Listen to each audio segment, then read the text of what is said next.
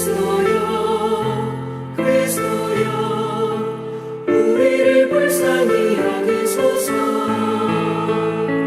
주여 주여 우리를 불쌍히 여기소서.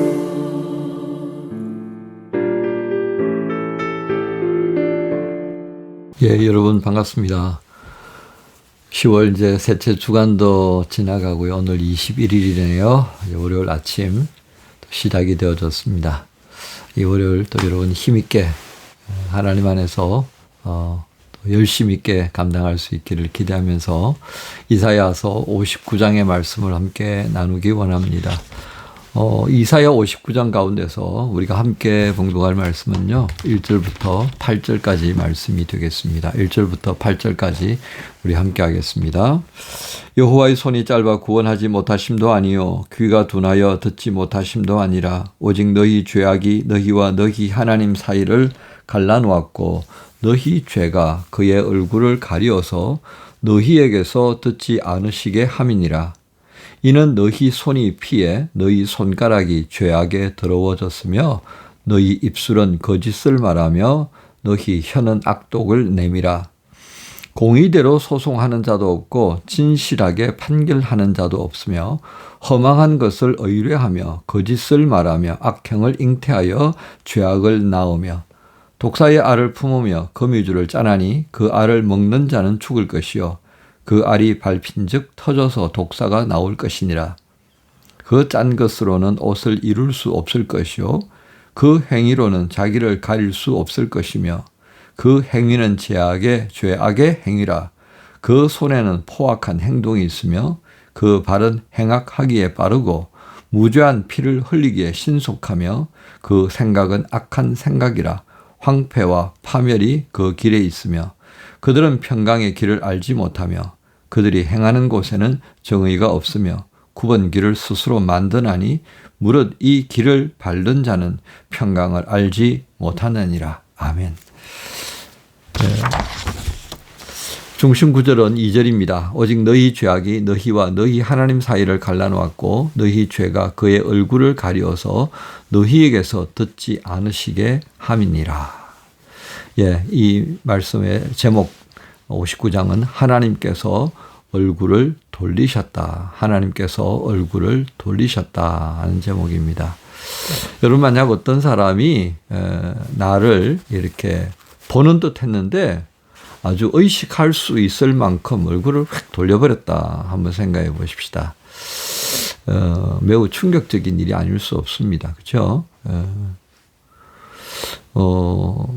대개 사람들은 이제 그런 상황을 맞이하면 막 분노가 치밀어 오르죠. 왜 저랬지? 처음에는 분노가 치밀어 오르지만 아무리 생각해도 내가 알 수가 없다면 뭐 제3자나 또는 직접 묻습니다. 이게 이제 무슨 일이냐. 그런데 어떤 사람은 또 그렇게 뭐 할 때도 있는 것 같아요. 알 필요도 없고 알고 싶지도 않고 지는 지대로 살고 나는 나대로 살면 되지 뭐 이렇게 또 가버리는 경우도 있는 것 같아요. 뭐 어떤 것이 옳다 그러다 뭐 따지는 것은 이 시간 뭐 불필요하다 싶습니다. 제가 이런 말씀을 꺼낸 것은 오늘 하나님께서 나를 향하여 이렇게 보시다가 얼굴 획 돌려버렸다는 게 핵심입니다. 그럼 우리가 신앙생활을 하는 가운데에 하나님께서 나에게서 얼굴을 돌리셨다. 이라고 하는 이 표현을 어떻게 우리가 이해할 수 있겠습니까? 하나님의 그 손으로, 그 능력의 손으로 내게 아무런 영향력도 행사하지 않는다는 겁니다.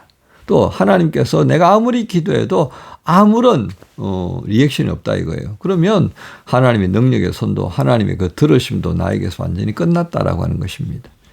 바로 이것을 표현할 때 오늘 이사야는 2절에서 눈을 돌렸다. 얼굴을 돌려버렸다.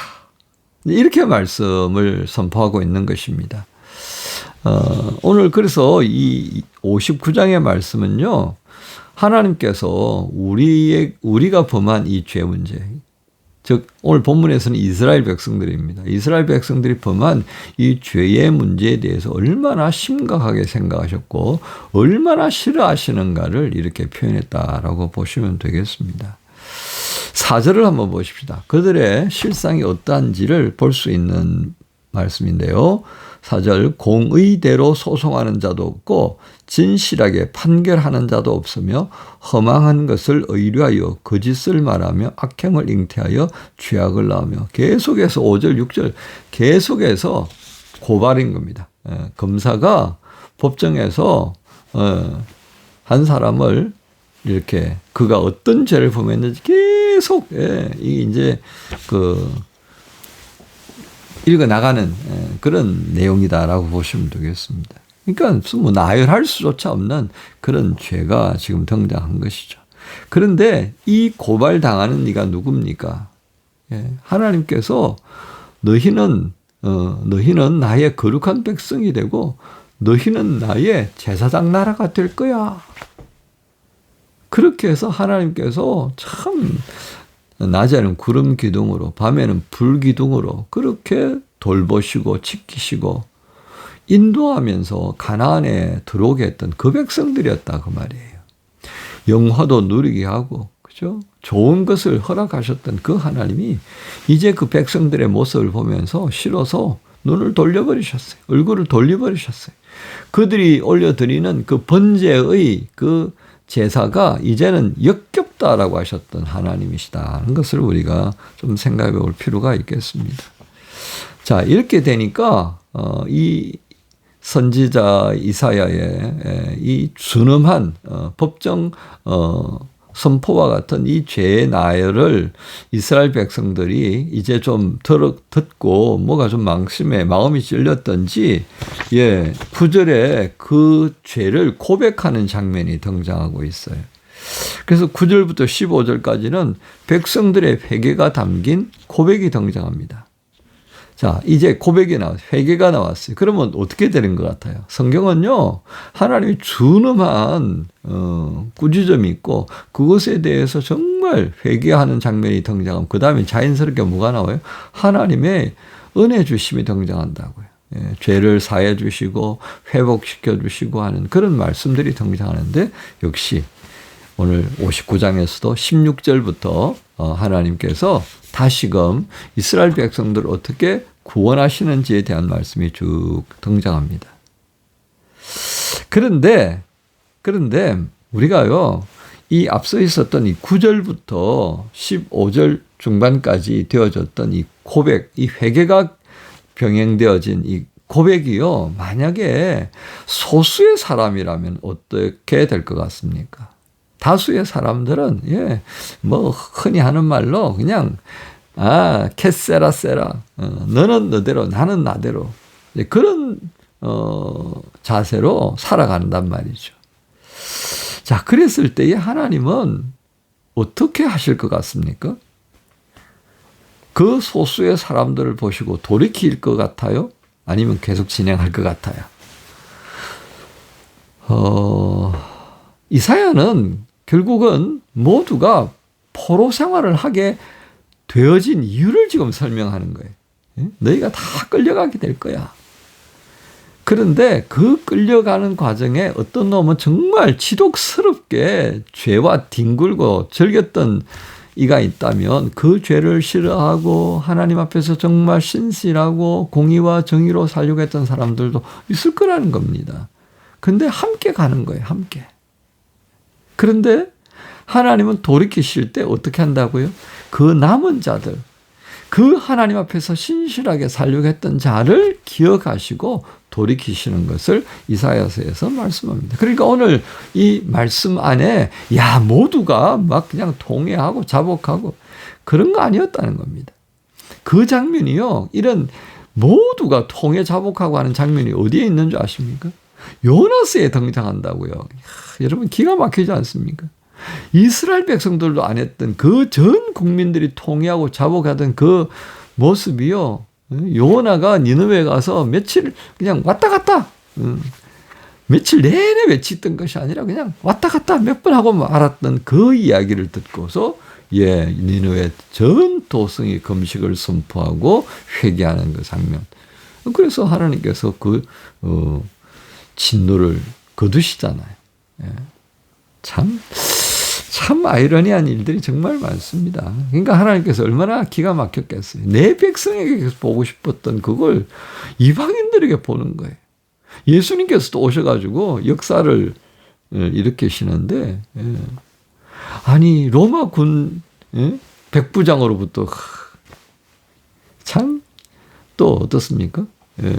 이방인 여인에게서부터 참 기가 막힌 일이 아닐 수 없겠습니다.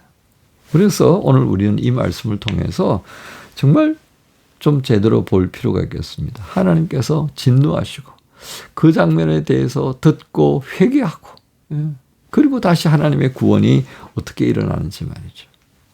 우리는 이 시점에 있어서 하나님께서 공의와 정의를 바탕으로 해서 이 백성들을 회복시킬 것이고 그리고 그 행하는 일들을 통해서 문나라와 백성들까지 놀라게 될 거다. 이런 모양새를 갖게 될 거다라고 말씀을 하시는데요. 우리가 이제 59장 마지막 20절, 21절은요. 60장하고 연결되기 때문에 그때 말씀드리겠습니다.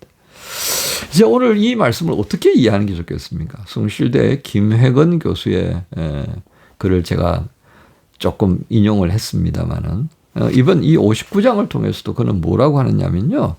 이 59장은 하나님의 심판에 대한 신앙 고백이다. 예를 들어서 12절을 보면 이렇게 되어 있습니다. 이는 우리의 허물이 주의 앞에 심히 많으며 우리의 죄가 우리를 쳐서 정언하오니 이는 우리의 허물이 우리와 함께 있음이니라. 우리의 죄악을 우리가 아나니. 이 죄악 때문에 하나님의 그 극렬한 진노의 심판이 임했다라고 고백한다는 겁니다. 오늘 우리가 신앙생활하면서 우리의 삶에 문제가 생겼을 때 우리 이런 고백을 할 수 있습니다. 하나님께서 나에게 이 일련의 과정을 통해서 말씀 주시는 거구나. 그것이 징계면 징계로, 어떤 데는 꾸중면 꾸중대로. 그것을 말씀을 또는 내 상황을 인식하게 되었을 때 어떻게 한다고요? 고백하는, 회개하는 고백의 모습이 우리에게 꼭 필요하다는 것입니다. 그리고 하나님께서 나를 통하여서 무엇을 기대하시는지, 하나님이 가장 기뻐하시는 것이 무엇인지 또 한 번 점검하는 것이 바른 신앙생활의 모습이다 하겠습니다. 하나님께서 나를 향하여 얼굴을 돌리시지 않도록 하는 그런 수고와 애씀이 필요합니다. 조금 더 예수님께 다가가야 하겠고 조금 더 예수님을 통하여서 세 분 하나님, 성부와 성자와 성령을 더 알아가는 일에 열심을 가져야 하겠다 하는 말씀입니다. 오늘 이 말씀을 통해서 월요일 시작하는 여러분 조금 더 작아진 마음, 조금 더 겸손한 마음으로 하루를 시작하시면 참 좋겠습니다. 여러분 모두를 주님 예수님의 이름으로 축복합니다. 주님 감사합니다. 하나님이 이스라엘 백성을 향해 얼굴을 돌리셨다 했습니다. 그들의 죄악 때문이라 하셨습니다. 오늘 우리는 그 죄로부터 자유로운가요? 예수님 덕분에 누리는 것이 참 많은데 그래서 하나님께서는 우리에게 얼굴을 돌리시지 않을 것이라고 외치는 자가 되었다면 참으로 교만하고 어리석은 자가 되었음을 의미하는 것이다 하겠습니다. 주님, 조금 더 저희가 작은 자의 모습, 조금 더 머리 숙여서 죄송한 마음으로 살아가는 자, 그리고 또 은혜 주심을 따라서 감사하며 용기를 내어서 살아가는 자로 오늘 월요일을 시작하게 하여 주옵소서. 감사합니다. 예수님 이름으로 기도합니다. 아멘.